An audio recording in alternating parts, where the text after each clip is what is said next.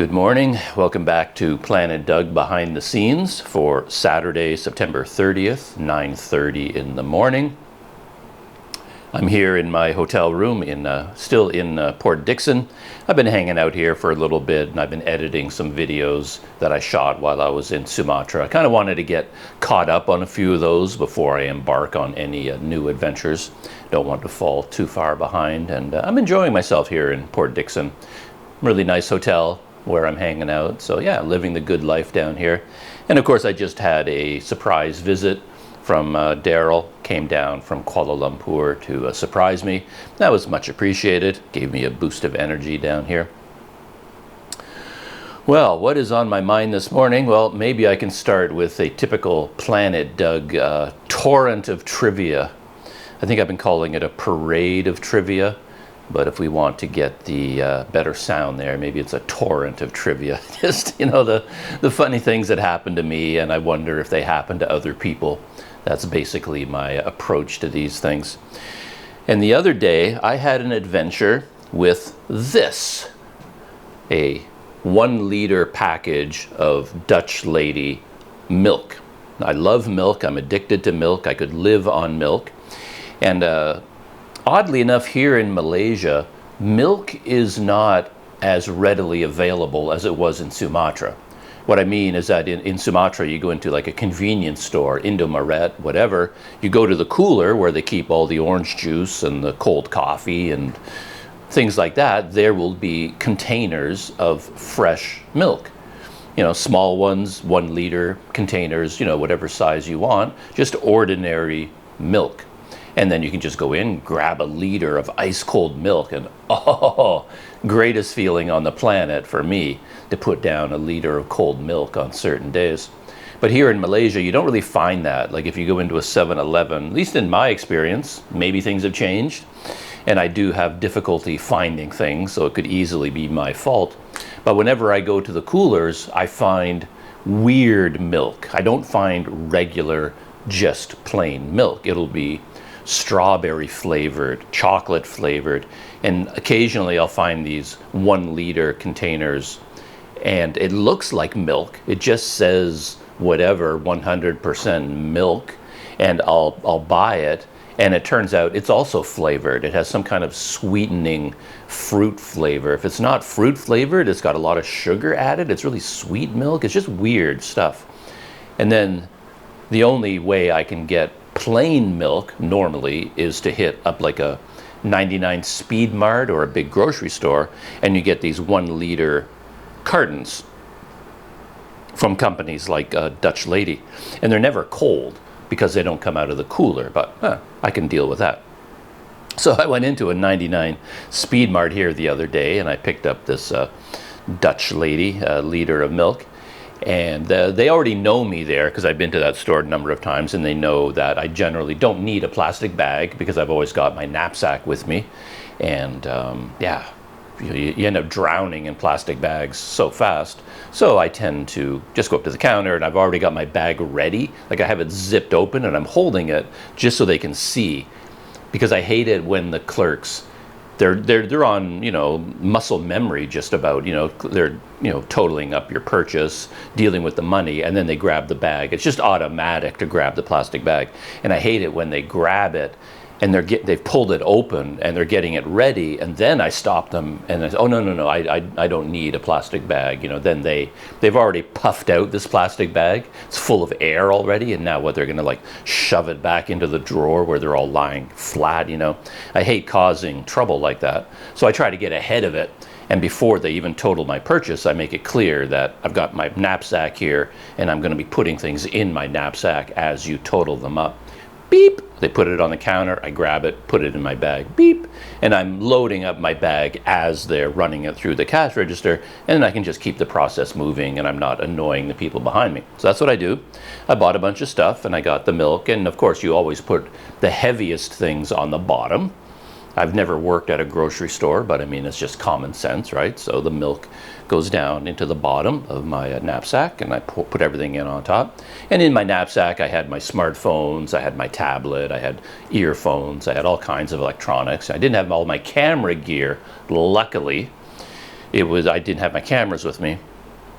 And then I walk back from Speed Mart to the guest house, come into the hotel. I am in a hotel this time, not a guest house.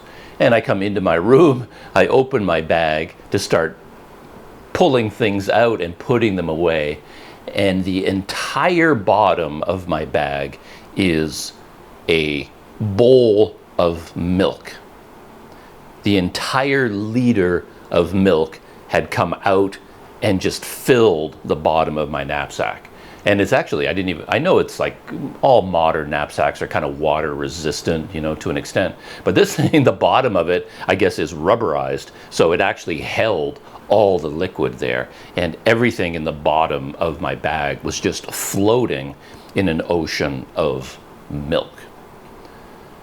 Luckily for me, it didn't involve any of my electronics because my knapsack has a slit pocket on the top, and I put my phones in the slits, and there's a bigger slit one where the tablet fits into, and where that slit pocket in the tablet actually went down below the level of the milk, but it was a separate compartment, so all of the milk hadn't soaked through yet. So the tablet was wet with milk, but it hadn't affected it enough. It hadn't destroyed the electronics or anything.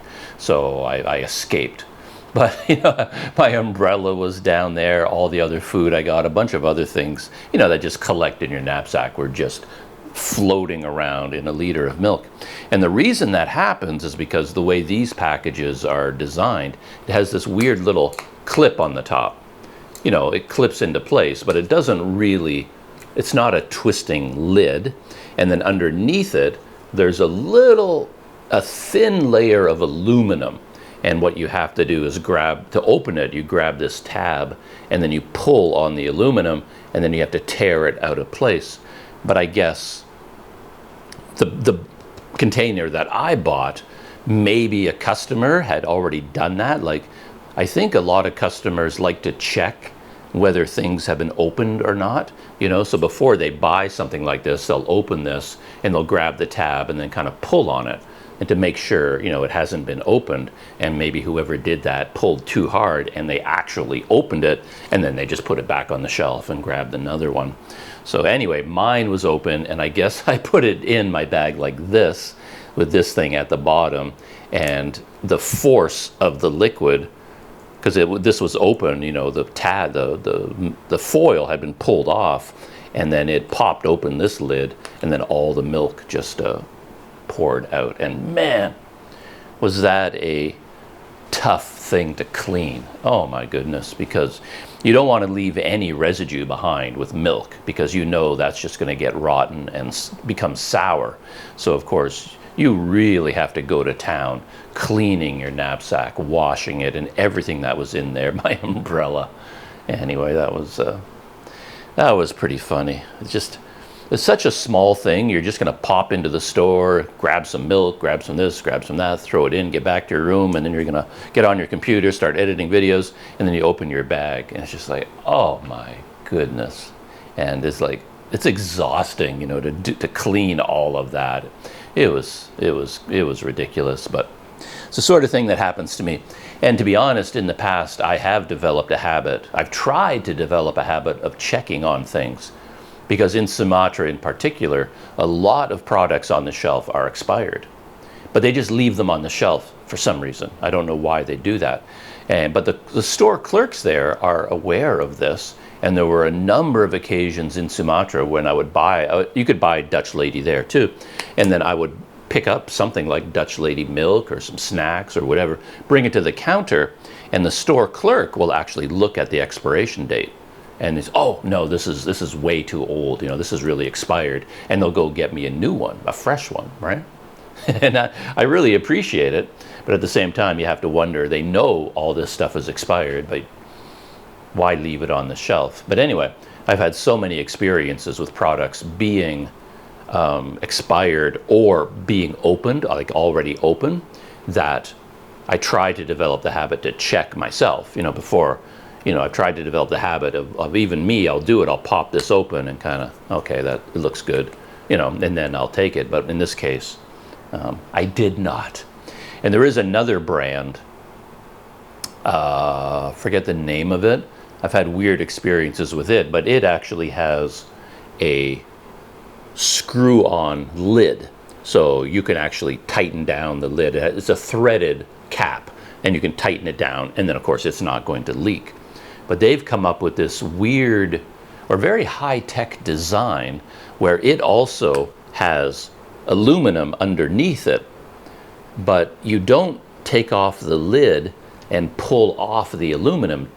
When you unscrew the lid, unscrew the cap, it has teeth on it, and the teeth automatically tear open the aluminum, right? Which I find kind of weird, because you buy your milk, you take it back to your home, and then you unscrew the lid, and it's open. It's like, what? It looks open, but it was sealed, but you can't see the seal. You can't like pop open the lid and look and see the seal. Even though it was sealed, it becomes torn open when you undo the cap, right? And the first couple of times that happened to me, I thought, oh, this is a bad one. Like, it's been sitting open on the shelf for years or months, you know? And then I wouldn't drink it, but then I realized it's actually opening automatically. But anyway, that would be a better brand to buy in a way, because at least no matter what happens, it's tightened down. And you can just tighten it yourself, and it's not going to leak. Once you open that, this little thing here is not going to keep it sealed, so you can't put it on its side or anything. Anyway, that was one of my small adventures this week. Crazy things that happen only on Planet Doug, I think. The other big adventure involves more an ongoing saga with my new credit card, because last time on Behind the Scenes, I talked about how I finally got my credit card activated. So it was good to go. It was now a valid credit card. But I still wasn't done, because then I had to go online, and I had to go into all of my online accounts. You know, for example, I mean, I pay for website hosting, I pay for photo hosting, you know, online storage, a whole bunch of things. And if you use AirAsia or Agoda or any of these things, you keep your credit card number on file with them, and then you have all these automatic payments, right? I have everything set up, like my domain names, things like that. They get, you know, once a year you get charged for them, and it's an automatic payment that goes through on your credit card. But of course, if your credit card is old and expired, the payment isn't going to go through. So I have to go online and then update all of my payment methods. And I think your PayPal account has to have a credit card on file, you know, to back it up and things like that. Oh man, how difficult was that to do, I ask you. There's no way I could tell all the stories, everything that happened, because there are so many security layers involved. It went on and on and on. And there were some funny things. Well, part of it, I mean, I have a password manager. So, I mean, that's the starting point. Before I can even get into my accounts, because for most of them, you can't do it on your app. All the ones that I'm using, I kind of opened up the app and I was going to change my payment information. And on my smartphone apps, I'm already logged in. But I can't change the payment method there. I have to go onto my computer, go onto a web browser, and then I have to log into my accounts online using a browser, and then I get access to the payment methods and things like that. So that means I need all of my passwords and security codes and two-step verification, all that stuff, in order to log in on my laptop. But the thing is, I almost never use my laptop. I mean, for online stuff, I use my phones like 98% of the time. It's only when I need to do something big, like update the payment methods, then I go onto the web browser copy. I never have a reason to. So as far as all the online systems are concerned, I may not have logged in using this method for a year or even 2 years or many, many months at least. So the longer you have been away and you haven't logged in, the more it kicks off security features. Like it recognizes that, oh, this is a new device that you haven't used before, or you haven't used it for 12 months, or you're in a new location, or this. It detects all these new things and flags it all, and it just starts sending you a blizzard of security features. Yeah, you have to jump through all these hoops. And one of them really amused me because, which one was it? I think it was AirAsia, actually. And actually, a few of them this happened, but it was AirAsia was the first time it happened, where AirAsia has to test your credit card. It won't just accept it. In order to test it, they charge like 30 cents US to your card. They actually charge you 30 cents. And then they go, oh, okay, that worked. This credit card is valid. And then they give you a 30 cents reimbursement. So they charge you, and then they give you the money back, and that's how they test it. But when it tried to do that, I got a big security warning from my bank that said, you have to approve this transaction. And the only way to approve this transaction is to enter the security code that my bank emails me. And this is a little bit complicated because in previous videos I've talked about how my bank won't send security codes to my email address. The weird thing is that my bank refuses to use free accounts. So they will not send security codes like to Gmail or like Microsoft email accounts, nothing like that. Yahoo, does Yahoo still exist? If you have one of those email accounts, my bank won't use them because they're not secure enough. They will only accept a paid account. And because of that, I used one of my websites. I have an old website I never look at anymore called The Cycling Canadian. It's a total disaster now. That's just been like a falling to pieces because I don't update it. I don't keep track of it, but it's still there. So yeah, thecyclingcanadian.com. And what I did was set up an email address on my website because I'm paying for the website. I pay for the hosting, I pay for the domain, and then I can set up my own email account, and it looks like a professional paid account. And then my bank will send emails to that email address. And I set it up only for this reason. The only reason I have that email address at all is for when my bank needs to send me these security codes. However, sometimes they'll use it, sometimes they won't. When I had to activate my credit card, they wouldn't use it. And I thought my whole account was invalid now, that maybe they just refused to use my email account anymore. But when I tried to do this, update my payment information on AirAsia, and I got this big security thing from my bank, says, you have to go get the security code. They did send it to my Cycling Canadian email address. And I have this thing set up so complicated. My life is such a technological mess because I have it set up that when an email gets sent to Cycling Canadian, it then gets sent to my normal Gmail account, the one I use for the most important things in my life. And you have to set that up inside the website. You've got to somehow link the two together, and it's a very complicated procedure. Sometimes it works, sometimes it doesn't. And every time it happens, it gets sent into the spam folder. And every time I have to go looking for these emails in my spam folder, and then I tell it every time, this is not spam. Like I tell Gmail, because it has a little button you can press, this is not spam.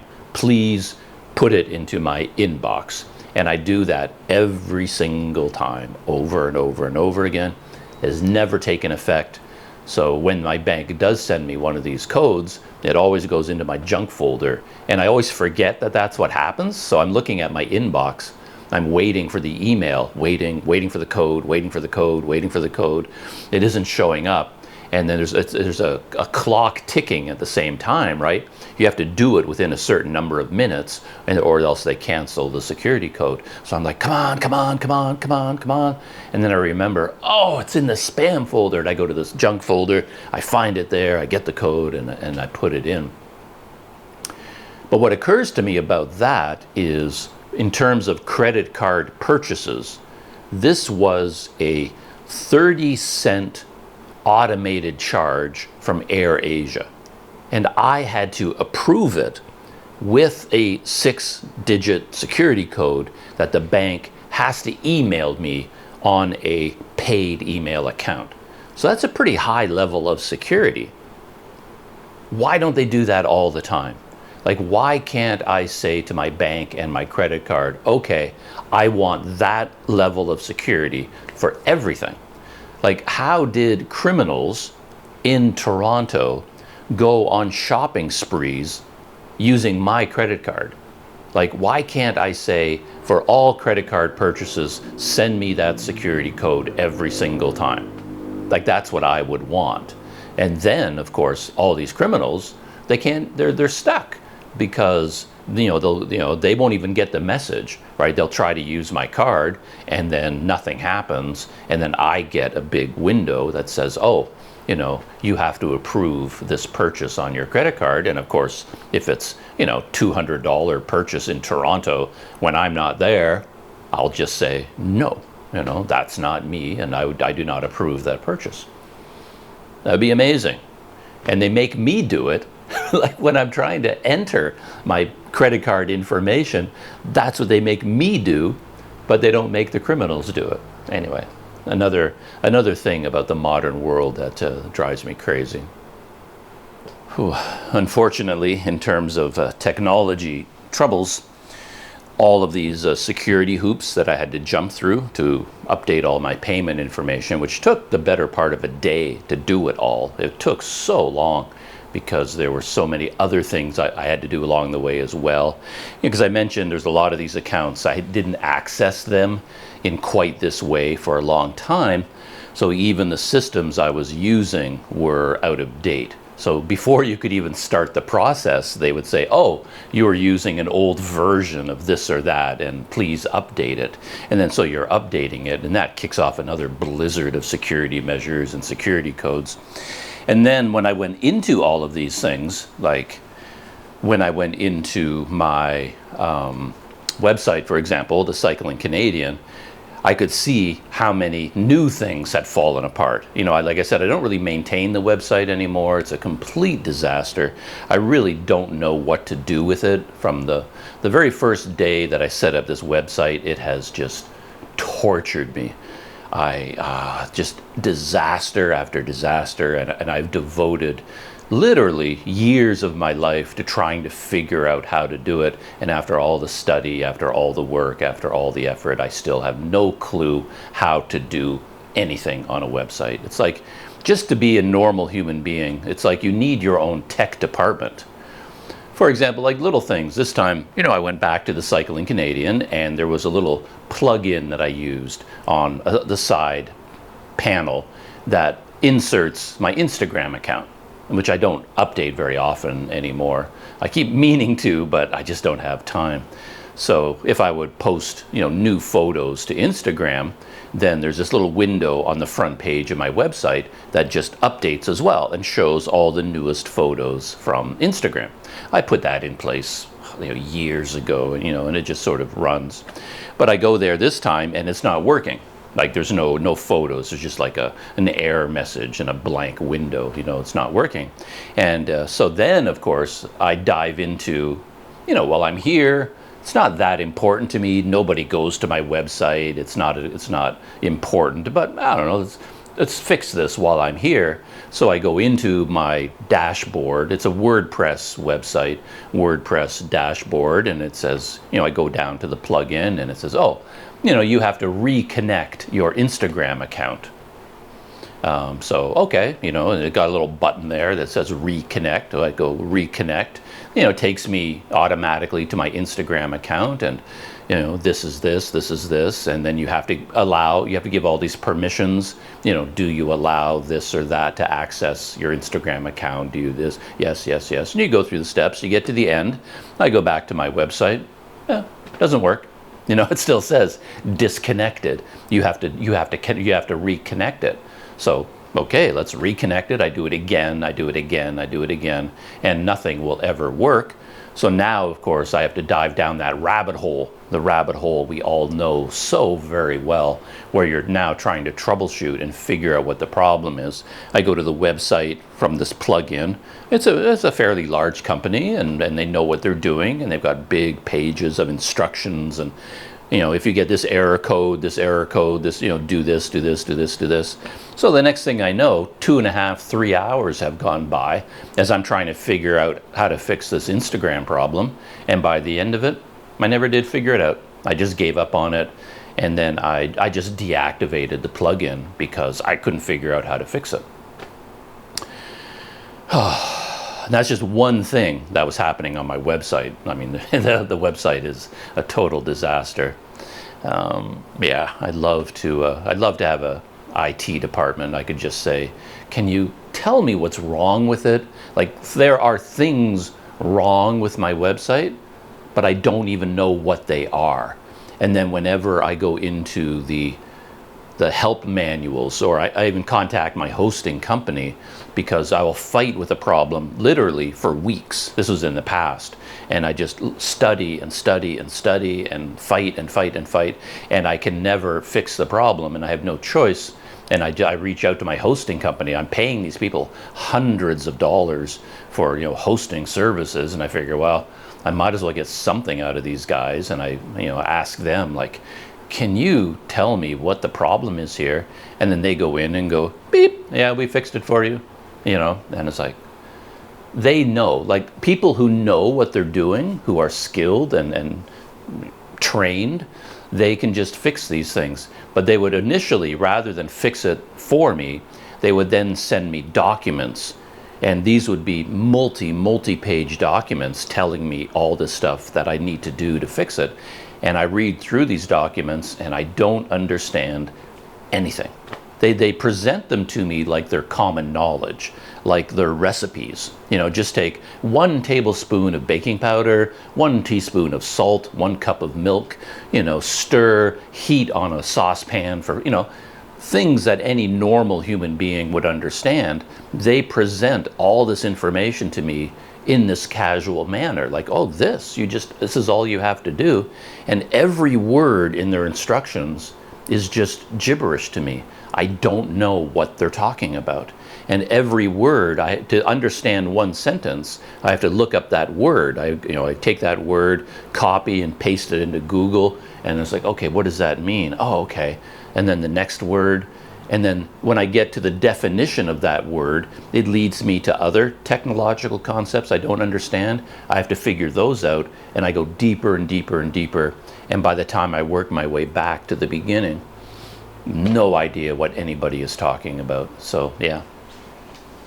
And this other thing that I have was also broken. Well, I didn't realize it was broken, but it's broken, where I have another website that I set up, and I set up this website just so that I could create email addresses for Planet Doug. So I purchased the Planet Doug domain, right? And then once you have the Planet Doug website, you have that domain, now you can create email addresses called Planet Doug, right? The same thing that I'm dealing with my bank. If I try to give them an email address that says, something hotmail.com or gmail.com, they won't accept it. But if it says something planetdoug.com, that email they will accept, because the computers recognize it as a paid service, right? So that's what I did. I got the Planet Doug domain. I set up email addresses. But the problem with that is that, how do you check your email, right? You might get an email, but it shows up online on the computer in your cPanel or something, right? In order to check your email, you have to log into your webmail account that is connected with your domain and your cPanel and all that stuff.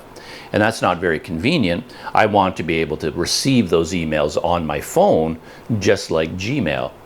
But the only way you can do that is by using kind of another service. I don't know what they're called, like email aggregators. And these email, they're like apps that you can put on your phone, and then you can connect it with your internet, your web-based email addresses. So I think you could actually set one of these up, like maybe you have 5 different email addresses. You know, you have a Microsoft and a Google and a this and a that. You might have 5 different email addresses, and you can get these apps that will aggregate all of them and pull them all together into one place. So I was going to use one of those, and someone recommended one to me. The name is Spark. They said Spark was a really good one, so use Spark. So this was months and months and months ago. I set all this up, and I downloaded Spark. I opened up an account, and I went through this, a very, for me, very complicated technological procedure to link your Spark account with your webmail at your website. To get those two to talk to each other, for me, was incredibly complex. And all the language they used, I didn't understand what any of it meant, but I got through the process and it worked. And now if I send an email to myself, I do testing all the time, it will show up on Spark on my phone. But while I was doing all this updating of everything, going into all my accounts, making sure everything was okay, I'm going into all my domains and websites, and I checked Spark, and of course, my Spark app is not working. It is not updating any emails. There are all these emails in my online webmail, but I didn't know they were there because they're not showing up in Spark. I thought, oh, for Pete's sake, what happened here? I go into Spark and I get an error message that says, we cannot connect with the server. 3 hours later, I'm still trying to figure out what that means. And I have never fixed it. I've just given up on Spark at this point because it says you have to, reconnect with the servers. And I'm like, well, okay. Who servers? What servers? What are you talking about? So now I go into my cPanel, I go into my webmail, I go into my website, and I'm looking all over there looking for servers. I can't even remember how I did this in the first place. Like, how did I connect Spark to my webmail and get them talking to each other? I remember it was very complicated, but I don't remember how I did it. And I go into Spark, I go into all the settings, profile settings, and I'm looking for anything where, okay, this account is connected with this webmail and this, and there's nothing. I can't find any information anywhere. So I just went around and around and around and around, and this was another problem. Couldn't fix it. Still broken, and it will be broken forever because I gave it my best shot. It's not like I can do it today and I'm going to suddenly be smarter. I'm just as dumb now as I was several days ago when I tried to do it.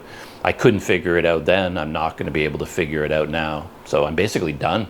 Now, whenever I want to check my email, the only way I can do it is to go online, log into my website, go into my cPanel, and then go into my webmail accounts. And you can only imagine the number of passwords and usernames that are involved to get to that level. It's just an absolute, the word nightmare is not strong enough for this technological prison that we're all living in today, or at least that I'm living in.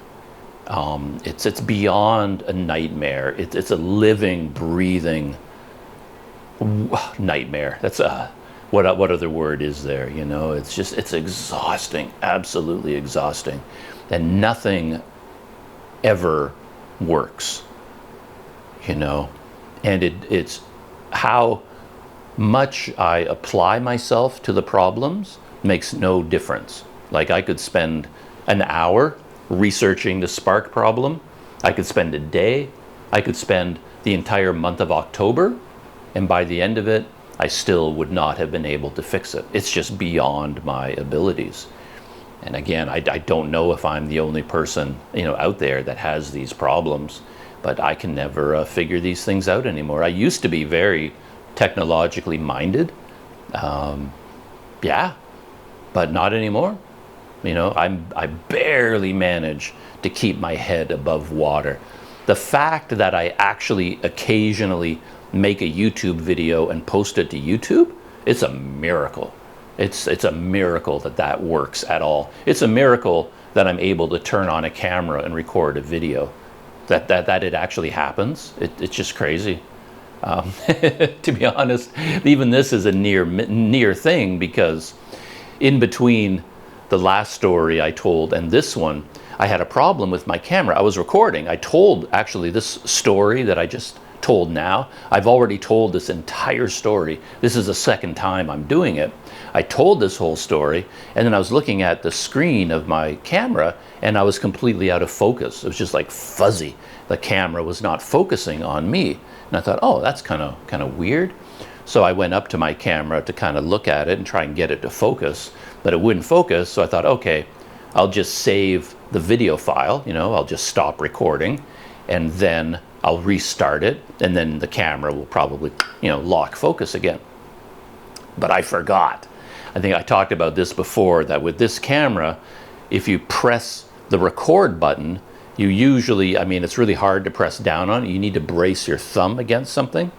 And I realized a few weeks ago or months ago, whenever it was, that if you put your finger on top and your thumb on the bottom of the camera, it presses against the battery door compartment, and then that will, for some reason, disconnect the battery and you lose the entire video. The camera shuts down. It loses all of its settings, like the date and time settings, things like that, and the video file is just, whatever you were recording is gone. So what you have to do is press the stop record button, but just don't touch the battery door. Just stay far away from the battery door. But this morning I forgot about that, so I recorded this whole long story. I went up to my camera, and then I pressed on the record button, but I put my thumb on the bottom. I pressed on the battery door, camera shut down, and I lost everything. So yeah, it's a miracle that I'm even able to record videos, to be honest. And for me to fire up a GoPro, plug in a wireless microphone, edit videos in DaVinci Resolve and export them and upload them, it's beyond astonishing that I'm able to do even that, because yeah, this technology nightmare that I exist in, it's just so crazy. Exhausting, absolutely exhausting. In more positive technology news, Rode has released a new microphone, which is pretty exciting. I use the Rode Wireless Go, which is what I have here. This is the original one. I bought this set, how many years ago now? 5, 6 years ago when it first came out. And then they released the Rode Wireless Go 2, and I bought a set of those, which was a big improvement over the original Rode Wireless Go, mainly because the new one had 2 microphones connected to 1 receiver. So this one only has 1 microphone and 1 receiver, but the new version you could buy 2 microphones. So that's, the other day I recorded Daryl and I hanging out together, talking about cameras and going out to coffee shops and things here. And the audio from that video came from the Rode Wireless Go 2, and I had 1 microphone on Daryl and 1 on me, and then that works out really well. But Rode just released the Rode Wireless Pro. So it's the professional version of the one that I have, and it's really kind of interesting from a few points of view. I made some notes here. Yeah, one thing they came out with is it now has a charging case, which is really interesting. From a design point of view, because Rode was falling behind other companies, like the DJI wireless mic is a very popular wireless mic system, and a lot of people prefer it, or YouTube reviewers will recommend it over the Rode because it comes with so many usability features. For example, with these ones, the only way I can charge them is with a cable. So I have to plug in a USB charger and then use a USB-A to USB-C charging cable and plug each one in individually. But DJI came up with a little case. So it actually has You just take your microphone and you put them inside the case, and they connect to a charging base, and then the case itself has a power bank built into it. So it's much more convenient, I guess. And also DJI put a touch screen on their receiver, so you can actually control a lot of the settings directly from the receiver itself. It has a touch screen, a very small one, but it works. So these sorts of usability features have been offered by DJI, but Rode was not keeping up.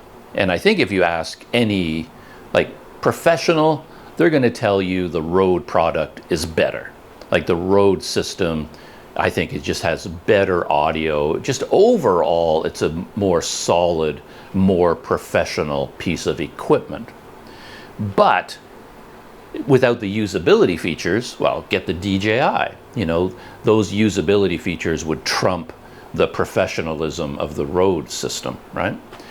And Rode, you could feel it was like falling behind a little bit. But then they came out with this Rode Wireless Pro, and you could see they were thinking over there in Australia. You know, they went, okay, we gotta up our game, and they came up with this charging case, and they even one-upped DJI, because one problem with the DJI case, from what I can tell, is that when you take your microphone and then you put a fluffy windscreen on it, it won't fit in the case anymore. So you can put your receiver and two microphones in the case, the lid comes down, then it makes this really streamlined, nice little package, but it's so streamlined and small that you have to remove the windscreens every single time. So you got to take off all the windscreens, put them in, then you pull them out, and you got to put the windscreens back into place. And that kind of ruins the ease of use, you know what I mean?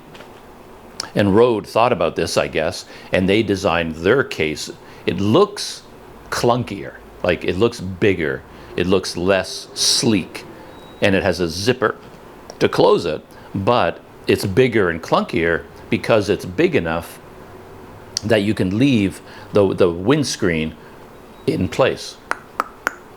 So that's a big advantage, I think, for most people. I tend not to use the windscreen because I always put the microphone under my shirt, so I don't really need it. But most people, yeah, they love these fluffy, you know, the dead kittens, they call them, and they screw into place. But they're kind of awkward to screw into place and then take on and off, you know, they're kind of awkward. And if you have to do that every single time with the DJI, I can see it being a problem. But with the Rode system, you just leave them on, boop, boop, boop. So that's one advantage to their case. And now the case has a USB-C port in it, and all you need is one cable. So you've got your case, two microphones, one receiver inside the case. They're busy charging up. You plug in one cable, and you can connect that cable to your laptop, and it can automatically download all the audio files from the microphones, you know, through that one cable, which is a, you know, really nice feature as well. And I don't think DJI mic system can do that either. So Rode kind of one-upped them in both those situations. A perhaps even bigger feature, which I really like, is that the lavalier mic, you know, you can plug a lavalier mic into these wireless transmitters. The new Rode Wireless Pro has a locking ring. So now when you plug in your lavalier mic, you just turn the ring and it locks it into place. So it will not come unplugged.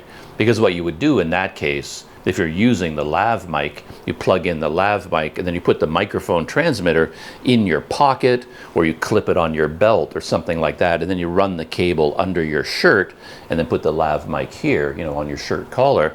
But then as you're walking around, it's really easy for that cord to get tugged on, and this has happened to me in the past a number of times, and then it will unplug.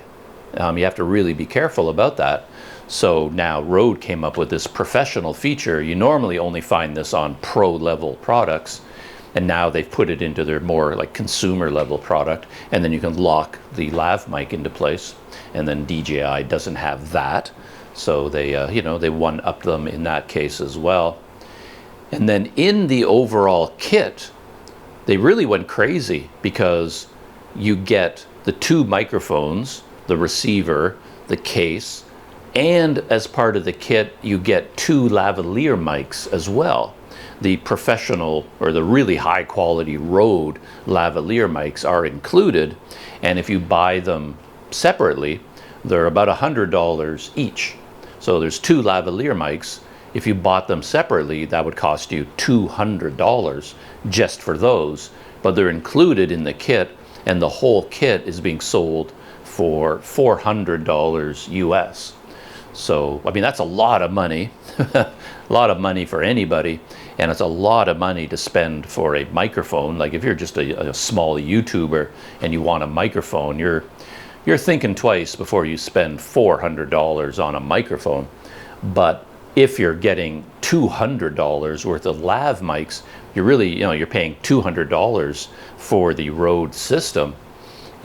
That's not a bad deal. So that works out pretty well for Rode as well. Anyway, so that product is available now. I won't be buying it, of course, because I'm perfectly happy. Oh, I forgot to mention the one headline feature. I'm leaving it for last. The biggest feature of the Rode Wireless Pro is that it now offers what they call 32-bit float audio. Now, I'm not going to pretend I understand any of the technology here, but the basic idea is that with 32-bit float audio, you don't have to adjust your recording levels, because when you take this audio and bring it into your editing program, if it's too low, it's too quiet, you can just raise the level to whatever you want, and it doesn't raise the background noise, right? And if you have it set way too high, it doesn't clip.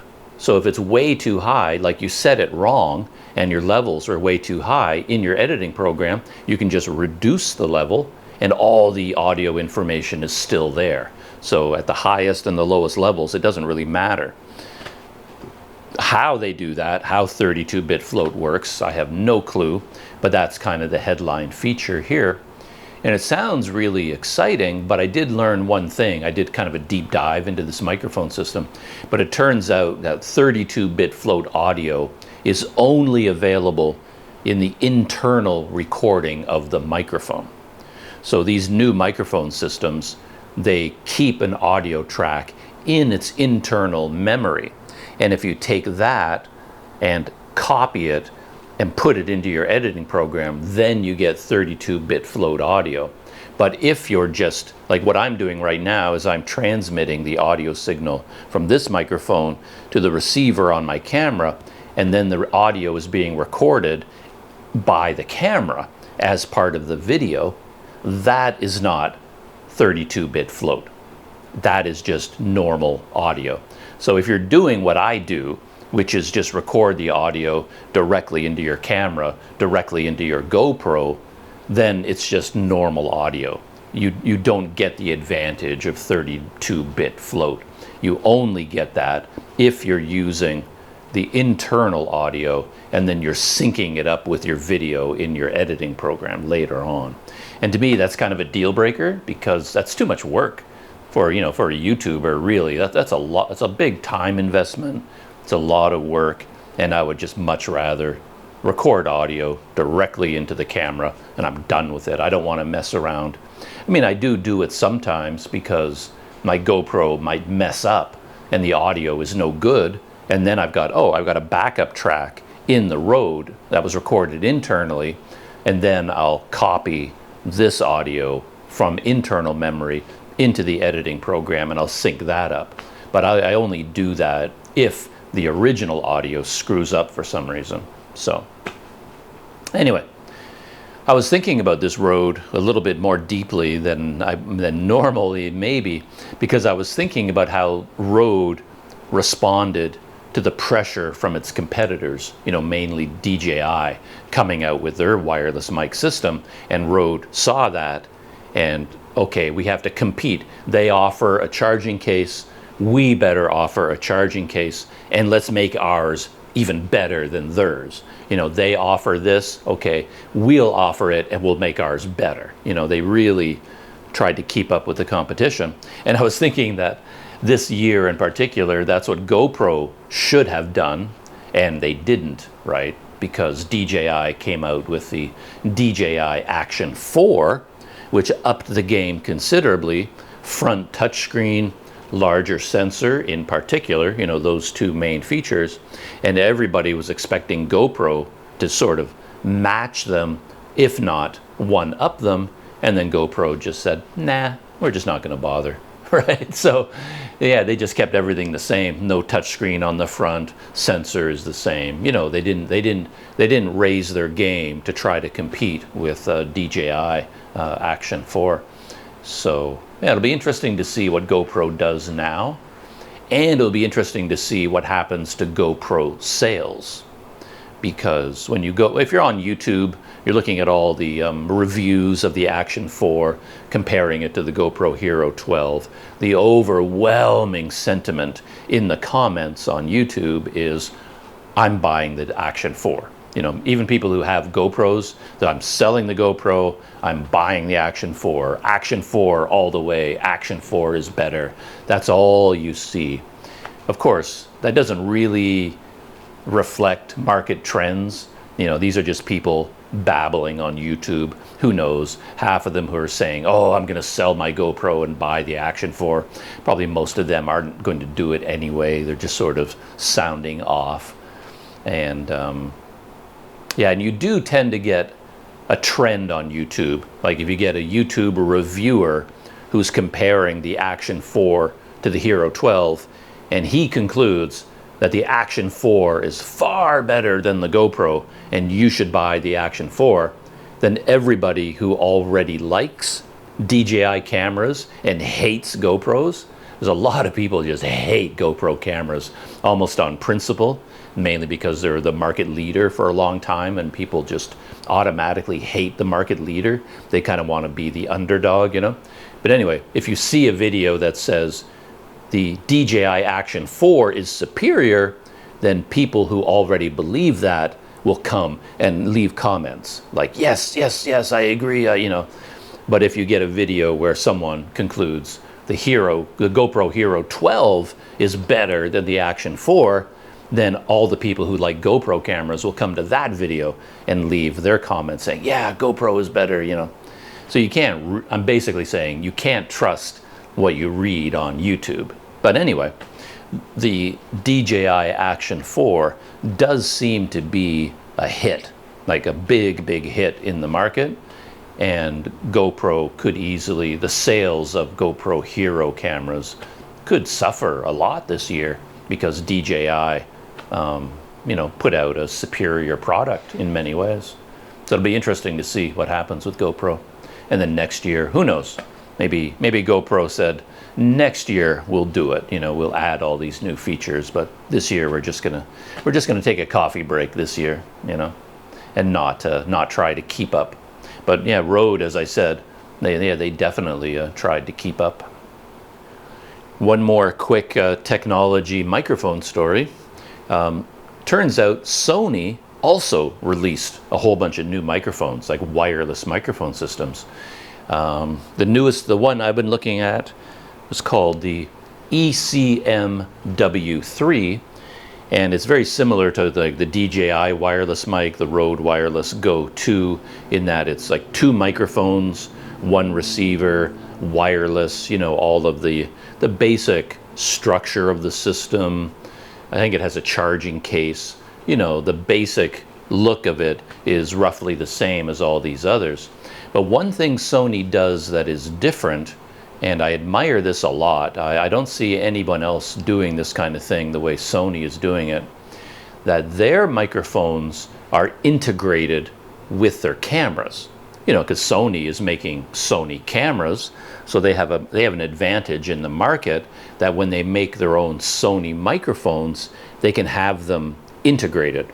So with all of these ones, like the Rode, the DJI, if you want to attach them to your camera, you have to use a cable, right? You got to get a 3.5 millimeter cable, plug it into your microphone, plug it into your camera, and you've got these annoying, awkward cables all over the place. But what Sony does is they've got their microphones with a hot shoe. So on the bottom of the microphone, there are all these pins. And then when you slide that into the hot shoe on your camera, you know, like where the flash goes, those pins connect electronically with the camera and, you know, send the audio signal directly through those pins in the hot shoe. And then you don't need a cable, right? You don't need any cable. And because it's connected with those pins, it also draws power from the camera's battery to run the microphone. And I assume there's all kinds of other fancy things it can do. And I really admire that. And it surprises me that the big camera manufacturers haven't been doing more of this. What I would personally love to see, like the ultimate vlogging camera, like the YouTuber camera of my dreams, would have a wireless microphone system built into it. Like even the Sony microphone, wireless microphone, you still have a separate unit that you have to click into place, you know, in the hot shoe. But what I want to see is taking a wireless receiver and put it inside the camera body itself. And then when you buy the camera, it already has a wireless mic inside the body, and it comes with wireless transmitters. And that would be like a vlogging setup, you know. To me, it seems like an absolute no-brainer, but you know, no camera company is doing it. And companies like Nikon and Canon, Fuji, all the big guys, as far as I'm aware, I'm not aware of any of them making their own microphones even. Maybe I could be wrong about that, because I mean I don't pay a lot of attention to that. But whenever I hear about a microphone system, it's always Sony. Like Sony makes a camera and then they make a microphone that's designed to match with that camera. But I don't think you're going to find any equivalent in Nikon or Canon. I don't think they do anything like that at all. Sony is the only one. But I haven't done a deep dive into the Sonys. I don't know how good they are. Just scanning some of the reviews, scanning some of the comments, they don't seem to be as good. Like the audio quality can't compete with Rode or DJI. And of course, they don't offer, I don't think they offer 32-bit float, and they don't offer internal recording. So even though Sony is offering the advantage of mounting it on the hot shoe of your camera, they're falling behind in the other ways. So people in the comments are saying, yeah, don't bother with the Sonys. You know, you're better off getting the Rode or the DJI because you get internal recording and 32-bit float audio and all these other, you know, fancy features. Sony doesn't offer those. But no, I admire what they're doing. I think Sony is on the right track. And yeah, for me, all the criticisms of the Sony, the fact that it doesn't have 32-bit float, I'm never going to use 32-bit float, so that doesn't matter to me. And internal recording, it's nice to have, and it has helped me a couple of times, but it's not really essential. So the fact that Sony microphones don't have these things wouldn't really bother me. So if I had a Sony camera, I would look carefully at the Sony microphones, just for the convenience of being able to just click them into place, you know, using a hot shoe mount. And I think that's a big advantage. But I don't really know much about them. You know, I just kind of looked at the big Sony launch video, you know, and I checked out a couple of reviews very briefly. But anyway, just thought I'd mention those as well, since I'm talking so much about microphones this morning. And to end today's behind the scenes, maybe I'll dive into pop culture stories, maybe YouTube stories. We'll see if I have enough energy for that. But pop culture stories, I've been watching a show called The Woman in the Wall, which is interesting for a few reasons. I think it's a six part, I think, or 8-part. It's a BBC series, and they're usually six episodes, I think. A BBC show called The Woman in the Wall, stars Ruth Wilson. More about her in a minute. And it's a good show. It's well done. Mainly Ruth Wilson, and her acting is what keeps me engaged in the show. I really like Ruth Wilson. She does an amazing job in this show. Though the story itself for me is a little bit of a tired one. It's almost like, if you've watched as much television as I have in my lifetime, it's like you've seen everything before, and it's yet another show. It's this one about, about a big, powerful institution that is doing evil things, and then all the evil people who are involved, and the cover-up, and then how the corruption and the cover-up goes to the highest levels. And this is a true story. It's set in Ireland, I believe, and this is a true story. It's based on a true, I don't think this exact story is true, but it's based on an overall story. I'd never heard of it before, but I guess the Catholic Church in Ireland back in the, I don't know the times, 60s, 70s, 80s, whenever this was taking place, the Catholic Church had these convents or places where unwed mothers were sent. So any young girls or women who got pregnant and weren't married, that was a big, big shame to the family, of course, Catholic families. And these young women would be sent to these places run by the Catholic Church, and then they would have their baby there, hidden out of sight because of their shame. And apparently they called them Magdalena laundries. And I guess there were a lot of scandals associated with these places where these women were put to work in laundries, like they were actually running a laundry service, and they were making a lot of money doing this, and they were basically using these girls and abusing them physically, abusing them emotionally and psychologically, not being very nice to them. And so yeah, the Magdalena laundries. And then all of this was uncovered. There's other scandals much more serious than the ones I just mentioned. I don't want to talk about the big one because that's what the plot is based on, and I don't want to give away the story. But a lot of horrible things happened at these convents, and then it was all discovered, and there's a big scandal in the media and the government, and the women were getting compensation for this. And this TV show is about that, all of that taking place. And it's all very well done. It's all very interesting. There's a mystery element. It's a thriller, very well done. But at the same time, when I started watching the show, I did give a little bit of a sigh. It's like, oh boy, okay, more evil, things being done by evil corporations or evil institutions. It feels like this is something we've seen over and over and over again.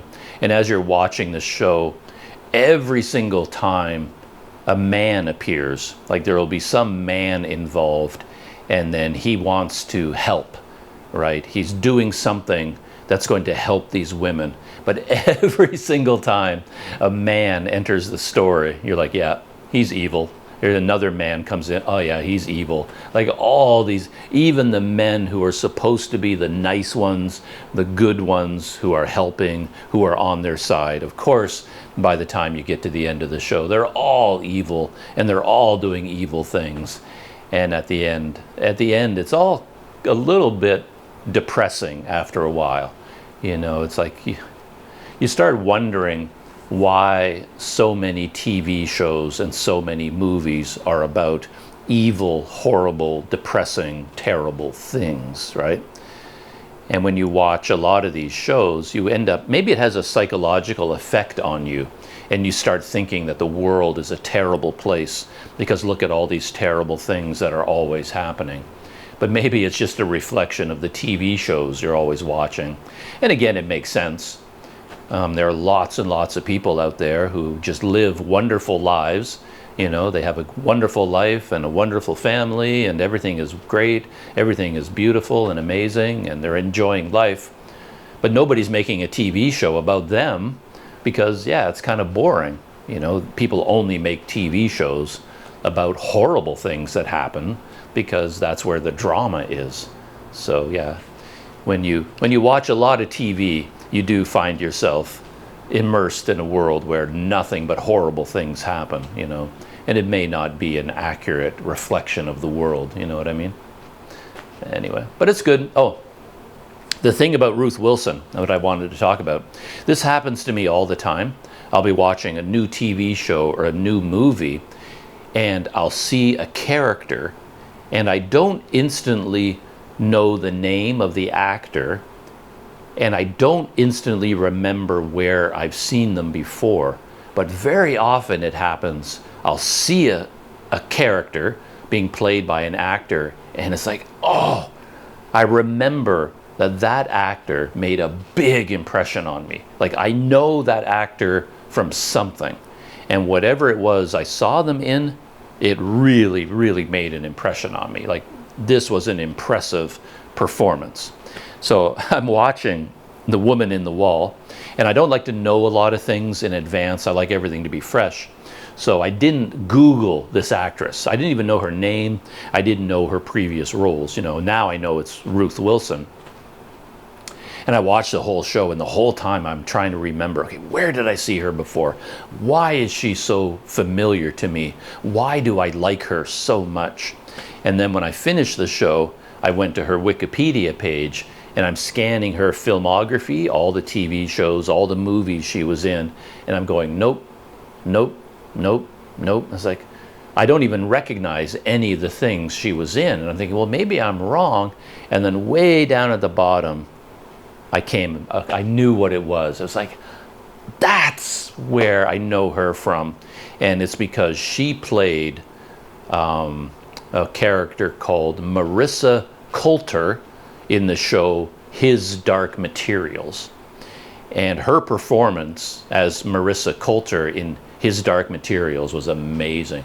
Her character was just mesmerizing.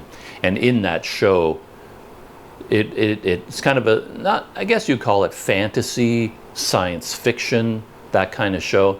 But in the world, every human has what they call a demon. It's just kind of a physical manifestation of their soul in animal form. And Marissa Coulter's character, her demon was a kind of monkey. And her presence in His Dark Materials was so engaging, because throughout most of the show she's evil, you know, she's the antagonist, and her monkey demon, her soul animal counterpart, was so frightening. And then, but there was so much depth to them both, where they were evil and frightening and bad, but by the time you got to the end of the show, there were depths to them that you weren't aware of, and then you started to feel things for them. But anyway, her character in His Dark Materials was just amazing and made such a big impression on me. And then when I saw her in The Woman in the Wall, that's what hit me. It's like, oh man, I know her from something, but I couldn't think of what it was. And then it's like, you know, then I remembered, you know, Marissa Coulter from His Dark Materials, and it's such a different character from who she played in The Woman in the Wall. Showed her the range for her acting. Very, very different people, you know. Anyway, very impressive. And so it's a good show, The Woman in the Wall. It is a good show if you're in the mood for yet another show of, you know, corruption in the Catholic Church. We've certainly seen a lot of shows about that, and I'm sure there'll be many more in the future. But yeah, very well done. And my newest show, the one I just started watching, I'm very excited about it, is called Moving. And it's from South Korea. So it's a South Korean show called Moving. And I've only watched one episode so far, and it seems very promising. And I'm not giving anything away here because everybody knows about this show already. I had never heard of it. I just kind of stumbled across it.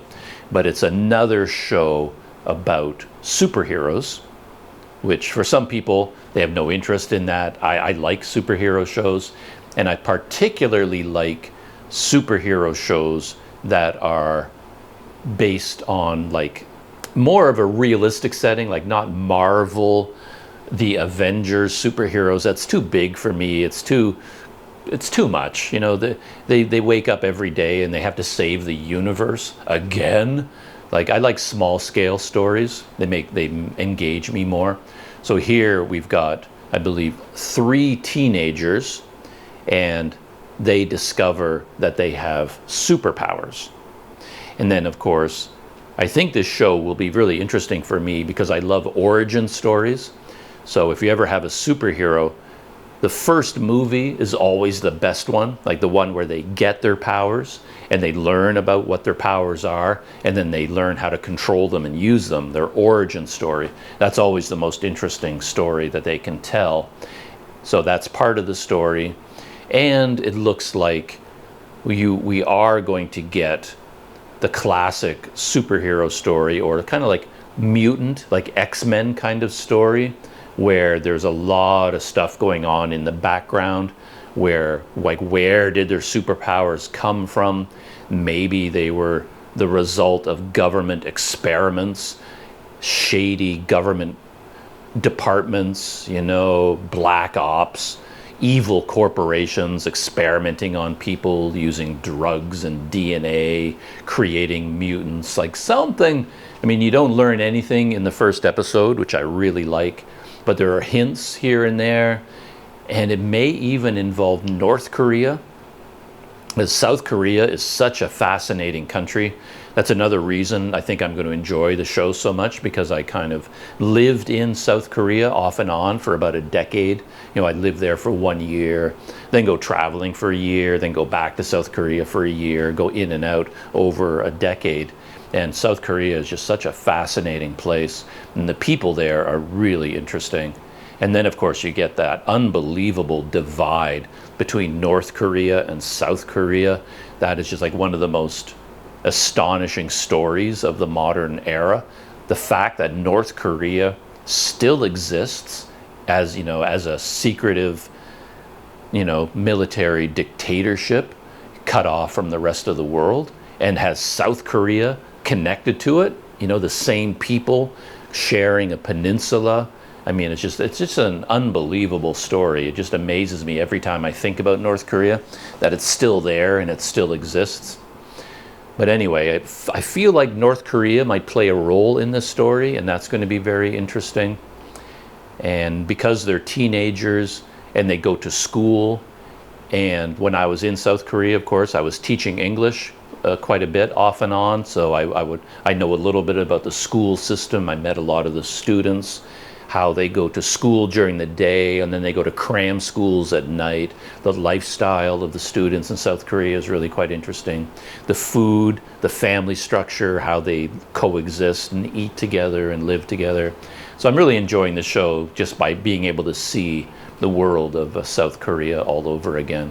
But yeah, it's called Moving. I don't know why. I don't know why it's called Moving, what that has to do with the show. But I think it's a long series. There might be like 20 episodes in the first season. And I'm only on episode 1. So yeah, that's what I'm watching as well. So that was really kind of interesting. Yeah, looking forward to that.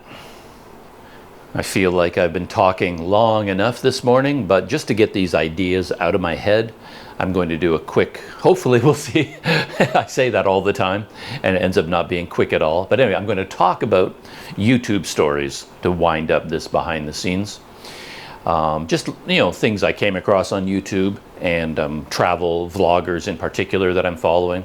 Because I'm following the adventures of Nick K, and Nick K is currently riding a bicycle through Java with his girlfriend. And I think his girlfriend is from Malaysia. And yeah, so that might be of interest to Malaysian people. But she's not in the video. She's there in the video, kind of in the background. It's mainly Nick talking into the camera. But she is on camera from time to time. But anyway, so Nick is riding his bike through Java, and that's mainly why I was interested in his story, because I did a bit of cycling there recently, and I quickly realized how difficult it is to do that there. And I thought pretty long and hard about whether there's even any point to it. I mean, cycling is a physically demanding way to travel. And of course, if you're going to do it hardcore, you know, riding your bike every day, going thousands of kilometers, which I didn't do in Sumatra at all, but the normal way to go bike touring, you know, you're riding a lot every day, spending hours and hours in the saddle, and you're doing a lot of camping, a lot of cooking your own food. It's physically demanding, and that's fine. That's what you expect when you go bike touring.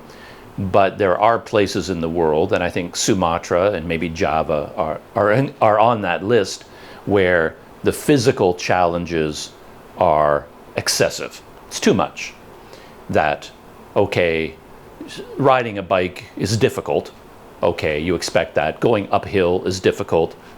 You know, if it's hot, that's difficult. But Sumatra, the roads were so steep. I mean, they were steep like this, not steep like this, where you have to breathe heavy. And, you know, they were so steep that you just could not ride your bike up the hills. They were too steep. It was impossible to do. The traffic was overwhelming, dangerous, to a point where it just wasn't reasonable. Like, for me to ride my bike in Sumatra felt, no, there's no point doing it, because it's too hot, too difficult because of the steepness of the roads, too dangerous, and then camping at the same time. No, there's no room, there's no land that you can camp on. It's just too much. So that was kind of my approach to it.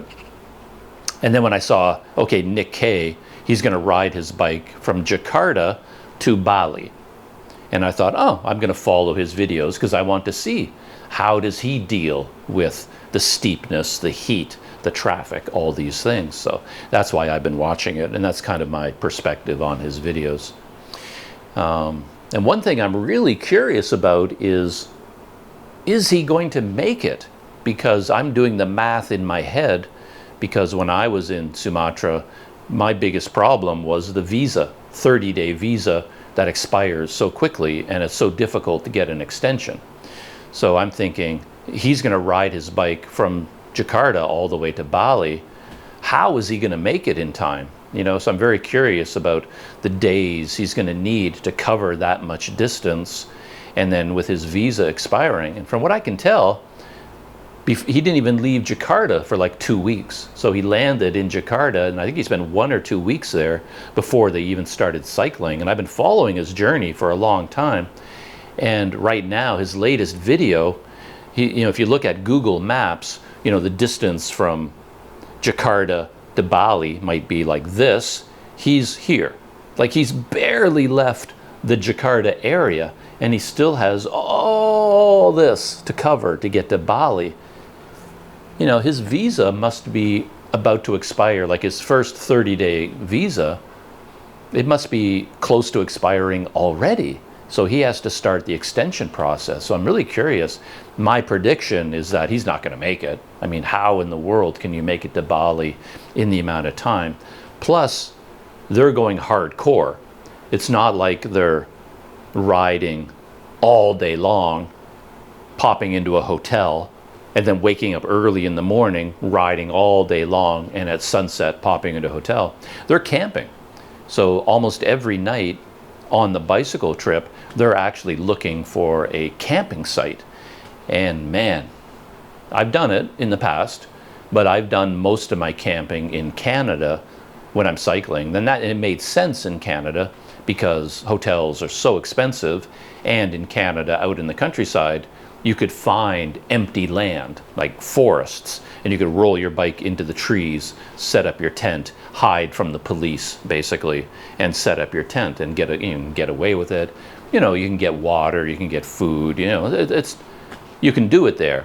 But whenever I've been cycling in other countries, I did cycling, you know, in Ethiopia, Guinea, Cambodia, the Philippines, I had camping equipment with me, but it's so hard.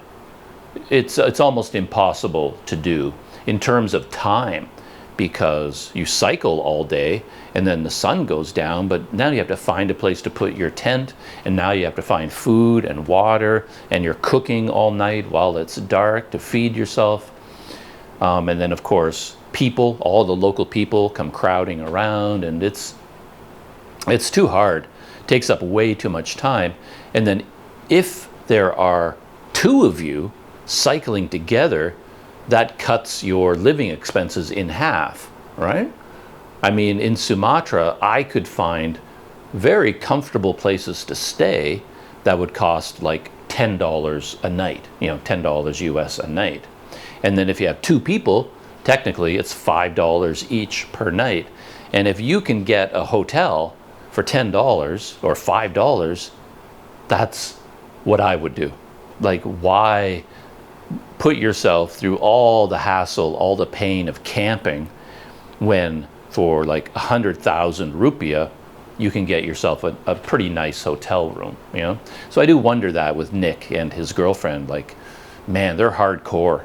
And even getting a camping spot is so time consuming because they arrive in an area at night, you know, while the sun is about to set, and then they have to talk to people. You can't just put up your tent anywhere because everything is being used. All the land is being farmed. There's no empty wilderness anywhere. So you have to go into the village, ride your bike around, maybe you find a soccer field, and then you have to go find someone, get permission to camp there, and then you have to talk to the leader of the village, and then maybe they give you permission. But of course, if the local people, even if they give you permission to camp in the soccer field, they're going to worry about you. You know, like, oh man, we have these foreign guests sleeping out in their tent. So now the people are going to come out and you know, they're going to want to talk to you, invite you to their house. They're going to make tea, coffee for you. They're going to, you know, so it's a good experience camping because you do get this on the ground experience with local people in the villages and in the countryside. But at the same time, you've spent, in my case, I couldn't do it. I wouldn't have the energy for it. If I spent my whole day cycling, at the end of the day, I'm done. I just want to set up my tent. At most, I'll cook some instant noodles. I may not even have anything to eat because it's too much trouble. Put up my tent, collapse, and go to sleep. I'm not going to have the energy to go through hours of socializing with people in the village and talking to them and drinking tea together and all of the social niceties. I mean, it's a lot to do. But anyway, I'm finding that an interesting aspect that Nick and his girlfriend, so far, they're still camping quite a bit, night after night after night. I don't know how they're doing it. They're tougher than I am. And I am curious how much ground they're covering, because as I said, all the time they spend setting up camp and cooking, cleaning up, and in the morning they wake up, they cook breakfast, and they have all their dishes from dinner before and breakfast. They got to wash all their dishes. And then all day long they're stopping to eat at all these restaurants and buy food for the evening because they're going to cook again. They probably have like 1 hour a day available for actual cycling, right? So I'm like, how in the world are they going to make it to Bali? So my prediction is they're not going to make it to Bali, which is no big deal. You know, I don't think they're committed to the idea. You know, I keep expecting in the video Nick to suddenly say one day, well, yeah, days are passing, we're not going to make it to Bali, so we're going to put our bikes on a bus and whoosh, you know, we're going to go and get our visa extension. And they might have to do something, or maybe fly out of the country, come back in and continue their journey. We'll see how they end up dealing with their visa expiring. All right, I think that's it. Time to stop talking this morning. This is going to be a very long behind the scenes video, I think. So I'm going to shut down and make another cup of coffee, as always. I think I'm going to reply to some comments on YouTube that may have accumulated overnight, and then I'm going to start editing my next video. All right, shutting down, and see you in the next video.